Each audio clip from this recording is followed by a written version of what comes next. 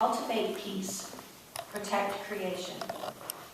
The nature of the crisis for us now is far more complicated than any one issue, than any one disease, one case of drought or flood, or the extinction of one species. The problems today are vast. They are complicated and interrelated. It is about the entire community of life. It sounds overwhelming, but stick with me. Part of the context for this is the Poor People's Campaign. So on your bulletin insert, you'll see a line where it says the 5 Poor People Campaign targets. Poor People Campaign was something that has been reactivated the last couple of years from one of the last actions that was started by Martin Luther King and continued after his assassination. And it takes from his statements of the triplets of evil. And can we remember what Martin Luther King identified as the triplets of evil? One of them should be pretty obvious when we're talking about Martin Luther King. What is one of the evils? One or two of the evils? Exo! Racism. Yes. Anybody remember any of the others? Poverty. Militarism. Right. Okay. Racism, militarism, and poverty or systemic economic inequality. Poverty is easier to remember. The systems that reinforce racism, that reinforce our participation in militarism, that reinforce all of us in structures that leave some people poor and some people without. So those are 3 of the targets. To those, the leaders of the current generation have added ecological devastation and religious nationalism. And those all overlap. And that, if you take one thing from today, besides those gorgeous passages from the Bible, I'd like you to take that reminder of how those interact. And we can work on them. We can't work on them all. Not each one of us. But we can work on them, kind of pulling them apart and finding how they interact.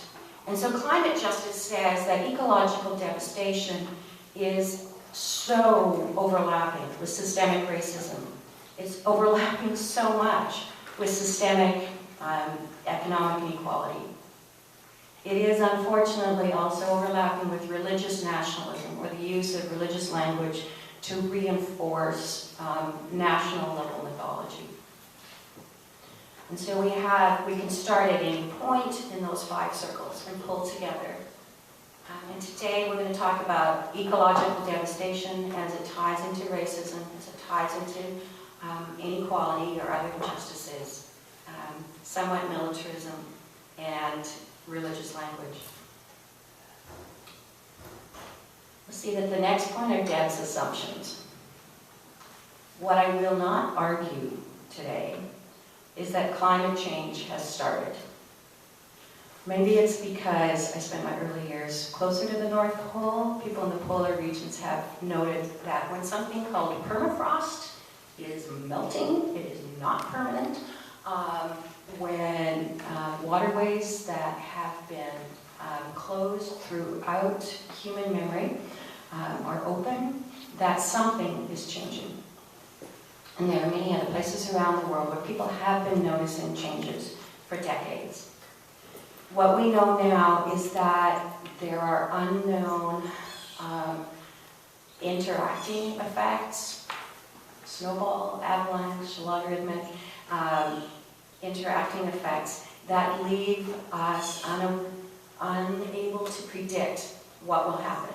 If this particular huge chunk of Antarctica slips off, if the sea levels temperature rises, if the rains move out of West Africa and it becomes desert. We don't know what will happen with each of those and how those will interact. It has started. And because of the way that it started, it ties in with that idea of racism and economic inequality. Because people with resources will have flood insurance or multiple houses. They will be able to move. They will be able to buy food, even if it's 3 times as expensive.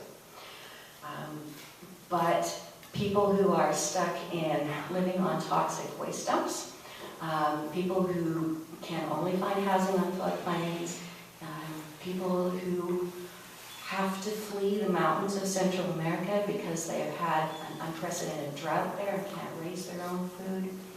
All of those people are suffering because of how climate change is feeding into things. A second thing that there's really no point arguing with me about is that 20th century technology and 20th century capitalism will not save us. I'm not sure there's anything more I need to say about that. We cannot buy our way out of this with individual purchases. It does not matter how many LED light bulbs we purchase. It does not matter how many electric vehicles we purchase. It will not make a difference. Or global level climate change. The third thing is that oppression accumulates in layers, and I hope you can see this from the way those 5 factors of the Poor People's Campaign overlap. Racism means that you have historically have less money, have less access to certain places for housing, that leaves you with poorer schools, and that leaves you less able to participate in other parts of the economy. Having lead poisoning, as large neighborhoods in this country still have, as somebody who was a child psychiatrist for 30 years, it is important to me that we can still be poisoning children's brains with lead, and we have known for generations that leads to exactly the problems that we then punish them for. Those are ways that things overlap and intersect.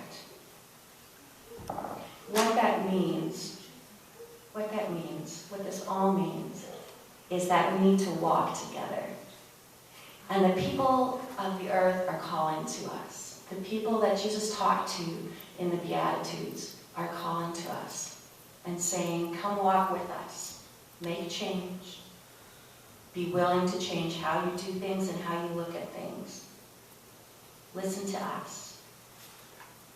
And so the fourth thing that I refuse to give up is that we are not alone. We are here as a people of faith. We might be spread out in these pews, but we are clearly not alone. We are here singing songs that we have pulled from other traditions that we share with other people. We are called here by a faith that has one command. Jesus said, one thing I ask of you, love one another. That is what pulls us together. And this faith, this tradition of 2,000 years and other traditions with which it overlaps, provides space for grief and for hope.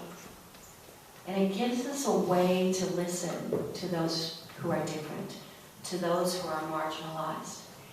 And it gives us courage.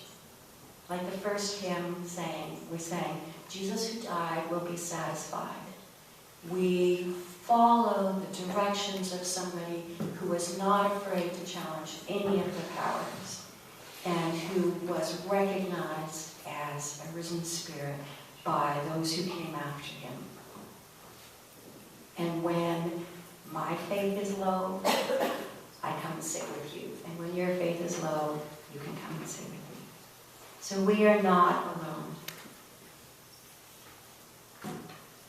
The bad news, as I said, is climate change has started.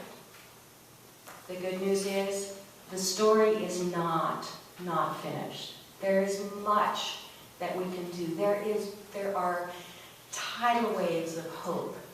And you will hear over the next 2 weeks much of that, because starting this next week, there's a global focus on mobilizing people to do what can be done. And it's being led by not my tired generation, not the people in the 40s, not the people in the 30s. It is being led by people who say, don't trust anybody over the age of 18. It is being led by the young people because they have hope and they have seen what can happen. And so there will be hope coming at you from around the world over the next 2 weeks.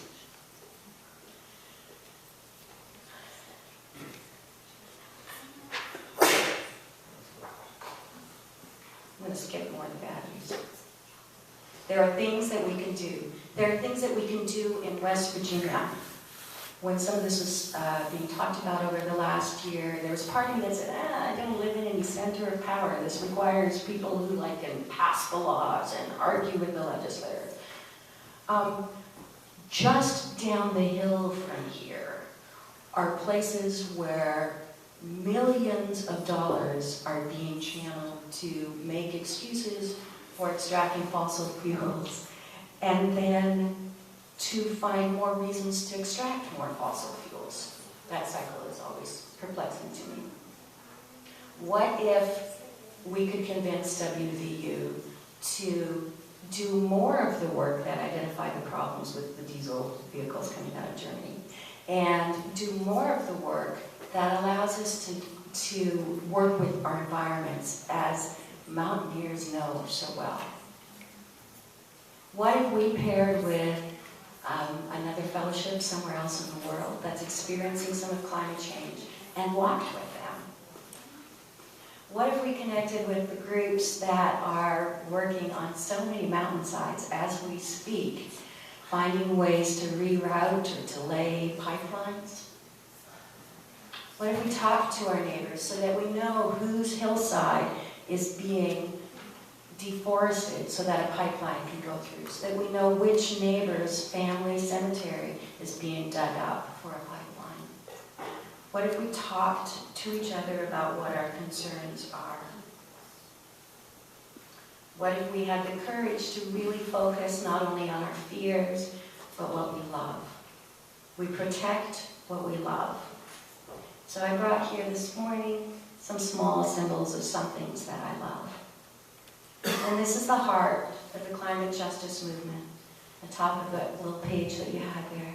What do I love and want to protect? What do you love? What small part do you love and want to protect? And with that, how can you walk with others? I had a local West Virginian describe for me this last week how it is that it's incredibly hard to offer help to people here a lot of the time. That fierce independence. And part of that, she said, was because there are so many times that people offer hope and it doesn't come through. And I have seen that with the flood relief and with other changes that are promised. And we learn not to trust each other. But what if there was one thing you did this week where one thing that you did that you would ask somebody for help with? And if it doesn't work out, find something else. Have the courage to build community by asking for help. I've also asked on that page for you to think about one thing that you'd like to be involved in soon. And I've left you some space to write down some ideas. We're going to be talking a lot next weekend about interfaith power and light. It's a international in some ways, but it's certainly continental movement of churches that have been going for 20-some years. And finding ways to expand that. There's the Sunrise movement, which is powerful, and there is a Morgantown chapter. That is a way of us helping the youth. There are people among us, young people among us, who have plans to plant thousands of trees. There are young people among us who are working to analyze the waterways and find out what we can do to even those out. Find out what's happening and listen to the young people around you. And find one thing that you'd like to be involved in. Even more important than that, identify 2 things that will give you hope.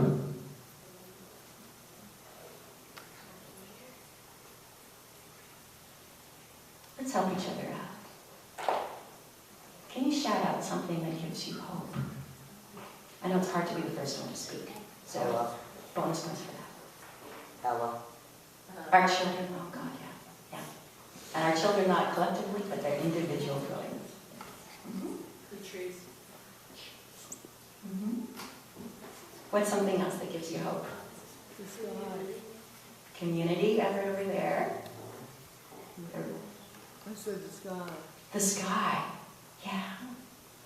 Yeah, and it's always there. Right? The faces around you, community in various ways. So keep track this week of 2 things that give you hope, and do not let that hope be taken away from you because those things are real. And identify 3 actions that you might take this week. And I am not asking you to write letters because I am the worst at that. I'm not asking you to make phone calls. I'm not asking you to go on strike, although you might think about it. And you might wonder why some of your major internet websites are going to be down on Friday. Because this is a global strike. But not asking you to do that. Think about 3 things that you could do that would help build communities of hope. These small clusters of light. Think about ways that you could maybe listen to something from another person's perspective, that you can get an indigenous person's perspective, that you can get another marginalized group perspective on climate justice. A book you could read, an article you could read, someone you could talk to. One thing that you might want to be involved in, 2 things that give you hope. 3 things that you can do this next week. Small paper lanterns. We light up our world.